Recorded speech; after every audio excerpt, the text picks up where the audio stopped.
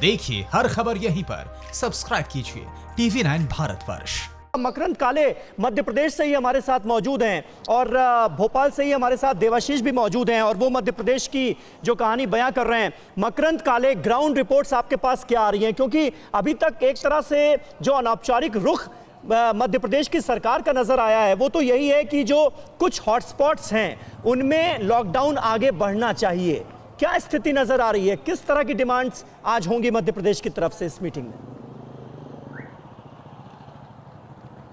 देखिए, जैसा कि बाकी राज्यों के मुख्यमंत्री भी डिमांड कर रहे हैं, शिवराज सिंह चौहान भी यही डिमांड कर सकते हैं कि 10 दिन तक लॉकडाउन आगे बढ़ाया जाए 3 तारीख के बाद। हालांकि 2 दिन पहले ही शिवराज सिंह चौहान ने ये ऐलान किया था कि जो ग्रामीण इलाके हैं जहां पर कोरोना का कोई भी केस नहीं मिला है वहां पर पूरी छूट दी जाए, दुकानें खोलने की आज़ादी दी जाए। अभी फिलहाल हालांकि इस आदेश की तारीख मुकर्रर नहीं, आदेश जारी हो गया लेकिन कब से खुलेंगी ये अभी स्पष्ट नहीं है। 26 जिले ऐसे हैं जहां पर कि कोरोना का संक्रमण है। डिंडोरी आखिरी जिला है जहां पर एक केस अभी हाल फिलहाल में ही मिला है।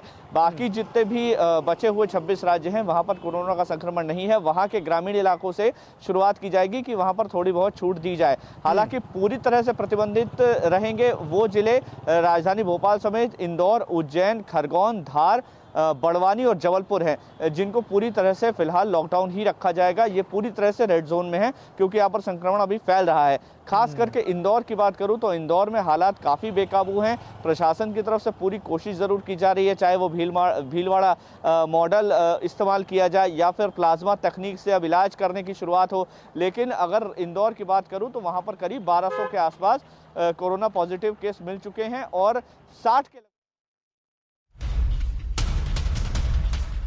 और देखिए, मकरंद काले अभी मध्य प्रदेश की जानकारी दे रहे थे। अब एक बड़ी खबर हमारे पास ये आ रही है कि बैठक में प्रवासी मजदूरों पर ही चर्चा चल रही है। देखिए, अभी ये जो अखिल भारतीय डिबेट TV9 भारतवर्ष पर चल रही है उसमें भी यही बात निकलकर सामने आई कि ये जो माइग्रेंट वर्कर्स की समस्या है इसका सामना अब कहीं ना कहीं सरकार को करना होगा, इसके लिए रणनीति बनानी होगी। और इस वक्त जो ताजा खबर हमारे पास आ रही है, बैठक में प्रवासी मजदूरों पर ही चर्चा चल रही है। आमोद राय के पास आपको सीधे एक बार फिर लिए चलते हैं। और आमोद, इस मुद्दे पर चर्चा बहुत ज्यादा जरूरी भी थी। निश्चित तौर पे देखिए, अभी जो बैठक में सबसे महत्वपूर्ण और सबसे पहला मैटर टेकअप किया गया है उसी मुद्दे को किया गया है कि जो अन्य राज्यों में दूसरे राज्यों के लोग फंसे हुए हैं उनको कैसे वापस लाया जाए और वहां के मुख्यमंत्री और जहां के वो फंसे हुए हैं वहां के मुख्यमंत्री में कैसे समन्वय स्थापित किया जाए। इसमें कोटा का जिक्र हुआ। कोटा में जो बच्चे फंसे हुए हैं, खास करके बिहार के बच्चे फंसे हुए हैं और उनकी लगातार TV9 भारतवर्ष ने रिपोर्टिंग भी की थी कि कैसे वो गुहार लगा रहे थे बिहार सरकार से उन्हें वापस ले जाया जाए और कई राज्यों के बच्चों को वापस भेजा भी गया है। तो इसके लिए क्या रास्ता निकाला जाए, कैसा प्रक्रिया अपनाया जाए और कैसे समन्वय स्थापित करके उनको अपने घर वापस भेजा जाए। साथ ही जो कई लोग ऐसे हैं जो दिल्ली का आदमी है वो अरुणाचल में फंसा हुआ है, जो मुंबई का आदमी है वो शिमला में फंसा हुआ है, तो उन लोगों को वापस अपने घर पे ले जाने की प्रक्रिया क्या हो, कैसे उसको अपने घर पे ले जाया जाए। इन सब मुद्दों पर फिलहाल जो प्राथमिक बैठक की जो पहली जो बैठक में जो चर्चा हो रही है वो यही हो रही है। माइग्रेंट वर्कर्स का जिक्र हुआ है, इसलिए बिहार के माइग्रेंट वर्कर्स की चिंता जो है वो बहुत ज्यादा है। राजीव रंजन साहब, आप जल्दी से कुछ बता सकते हैं कि होना क्या चाहिए? अभी इस वक्त बिहार की जरूरत क्या है? माइग्रेंट वर्कर्स की परेशानियां कैसे खत्म की जाएं?